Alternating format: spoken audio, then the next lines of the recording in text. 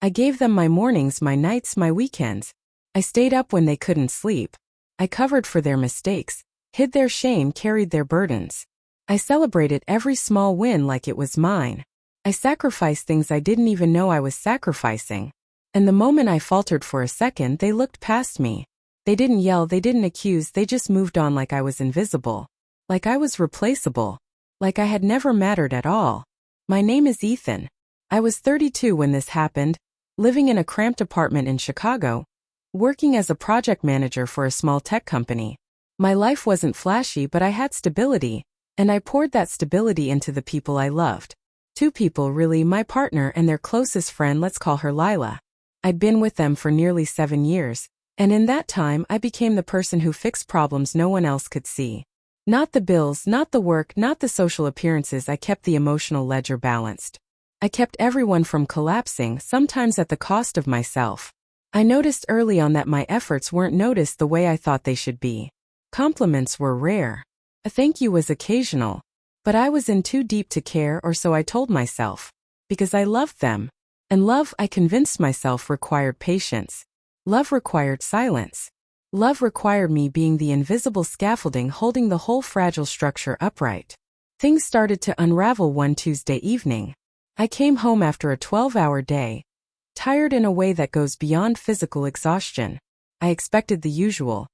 Dinner on the table, a smile, maybe laughter about something trivial.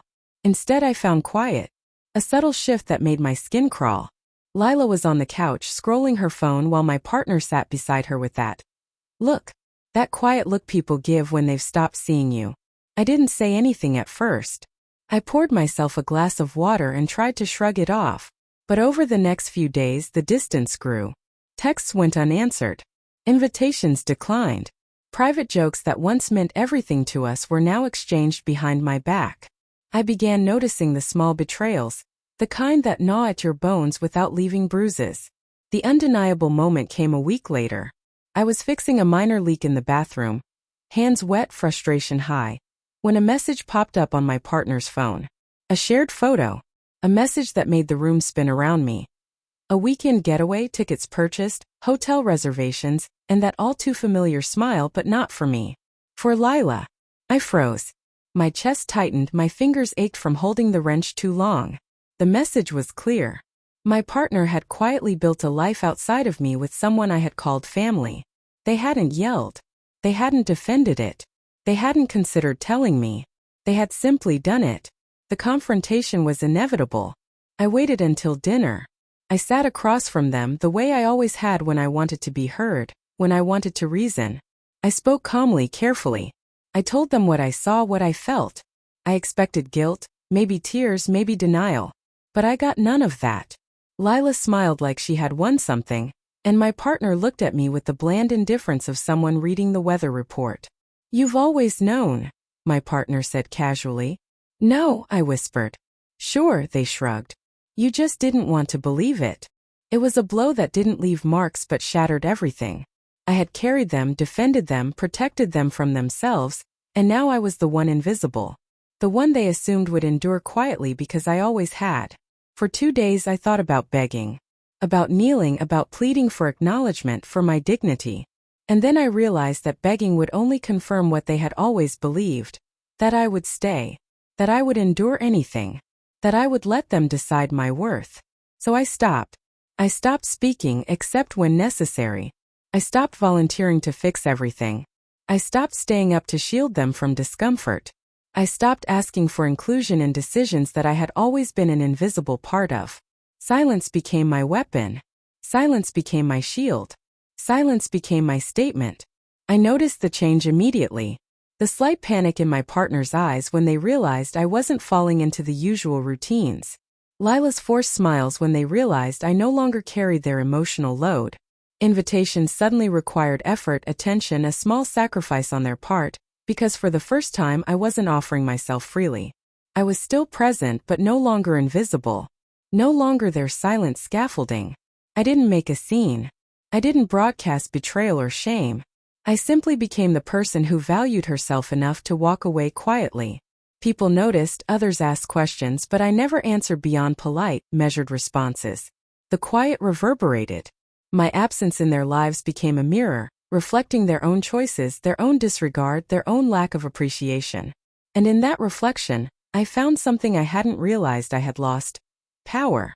Not over them, but over myself, over my life, over my dignity. For years I had equated love with endurance. I had equated loyalty with silence. But true strength, I learned, lies in knowing when to stop, when to shift the balance back, not with anger, not with revenge that leaves scars, but with quiet, undeniable self-respect. The first week of my silence was unbearable, not for me but for them. My partner kept glancing at me when they thought I wasn't looking. Lila's laughter in the room became tighter, forced, like she was afraid my presence would expose something. I didn't speak beyond what was necessary. I didn't smile. I didn't offer comfort or explanations. I simply existed, neutral, calm, untouchable. At work, friends noticed a subtle change too. "You seem different," one colleague said over coffee.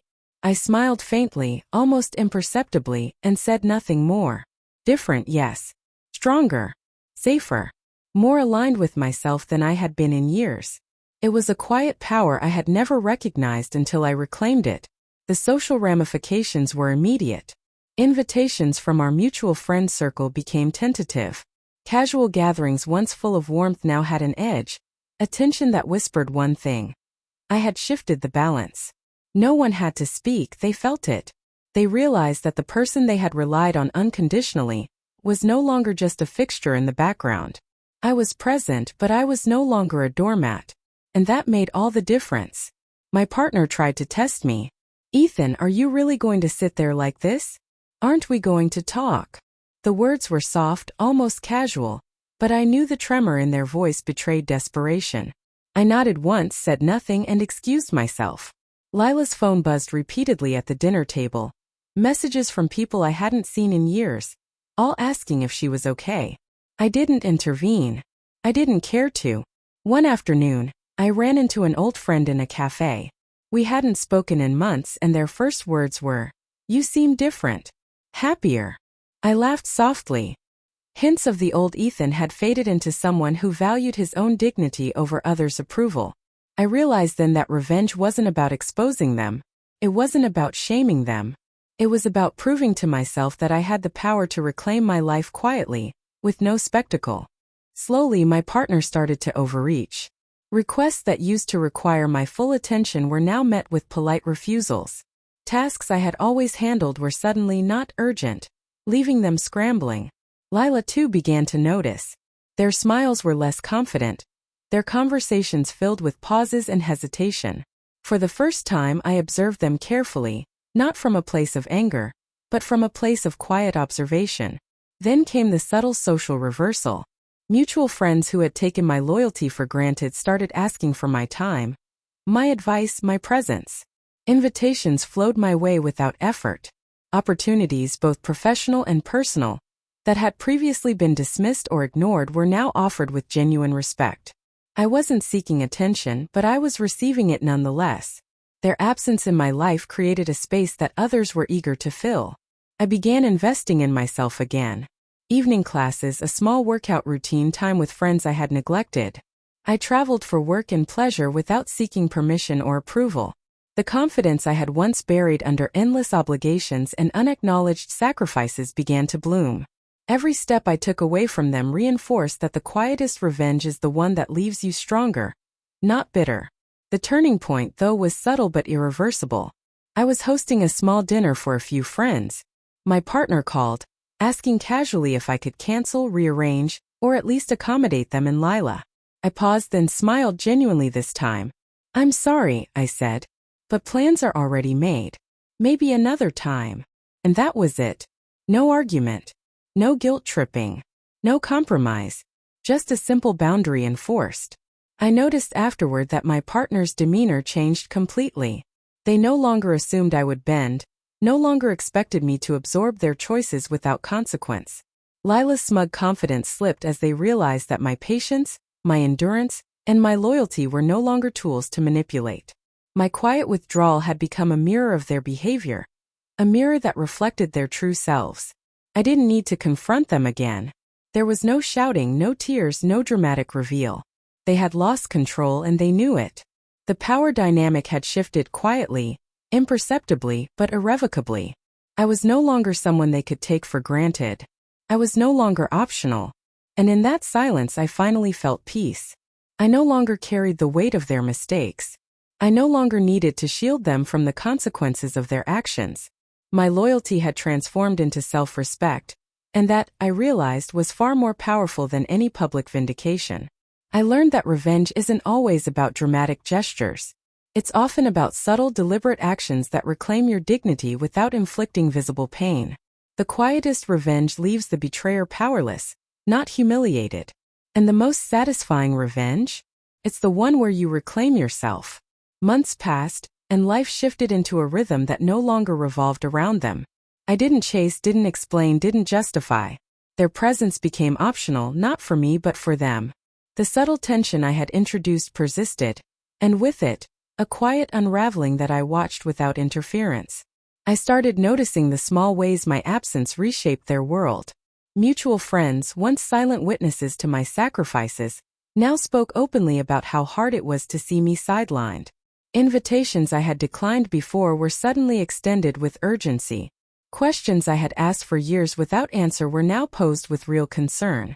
It was strange to watch, almost surreal, how their lives required me in the ways I had already withdrawn from, but I didn't return. I maintained boundaries. I let the silence speak for itself. My partner tried one last gambit. A weekend meeting, casual dinner, a request to talk things through. I agreed, but only to listen. I didn't defend, plead, or explain. I observed. And what I saw was telling. Lila's confidence had cracked under the subtle social pressure, their smiles fleeting and forced. My partner's casual demeanor was brittle, edges fraying. They had no control over my presence, no influence over my decisions, no power over my life. And it showed. During that dinner I realized something profound. Revenge doesn't require confrontation. Revenge doesn't need drama. Revenge doesn't need shouting or exposure. Revenge comes in the form of unwavering self-respect. It comes when you no longer make yourself available for someone who has treated you as optional. It comes when you stop apologizing for the respect you deserve. And that, I realized, was a lesson I had long been overdue to learn. I returned home that night with a strange sense of relief. The air was lighter. I no longer carried the weight of their disregard. I had reclaimed my space, my time, my energy, and most importantly, my dignity. That quiet reclamation became my invisible victory. No one applauded. No one noticed. But it didn't matter. The power shift was complete. The lesson had been delivered silently, yet unmistakably. Over time, I noticed that my partner's attempts at influence faded entirely. Lila's presence became optional even in mutual social situations, and they eventually distanced themselves without fanfare. Mutual friends stopped leaning on my absence for gossip or judgment. Instead, they began seeing me as a person whose boundaries mattered, whose loyalty was earned, and whose presence was no longer a guarantee. The quiet strength I cultivated became a template not only for them but for everyone around me. I began to focus fully on my life. Projects that I had deferred for years, opportunities one had ignored to support others, suddenly they were mine. I traveled to cities I had dreamed of visiting, enrolled in courses I had postponed, spent evenings in cafes and libraries without guilt. I rebuilt a version of myself that was no longer invisible, no longer expendable, no longer quiet in the wrong way. Months turned into a year, and when I reflected, I realized the depth of what had happened.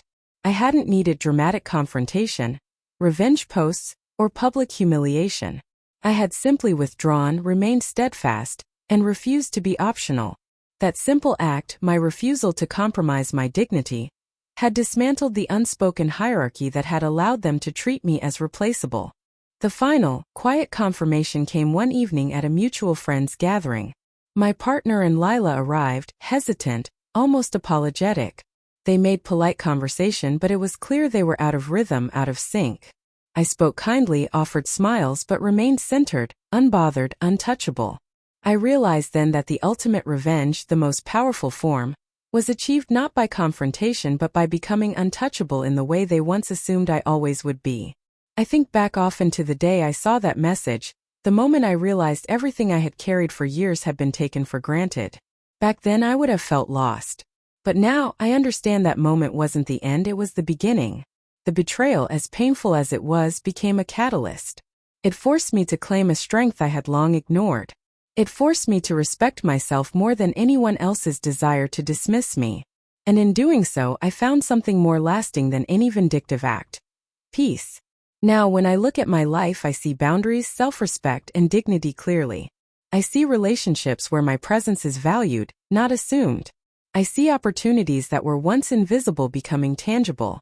And most importantly, I see myself no longer optional, no longer invisible, no longer quiet in the wrong way. The lesson is simple, though hard-earned. Never allow someone to make you optional. Loyalty is a gift, but self-respect is essential. Betrayal will come in quiet forms, in subtle dismissals, in moments where your sacrifices are invisible. But the ultimate revenge lies not in shaming them, not in punishing them, but in reclaiming yourself.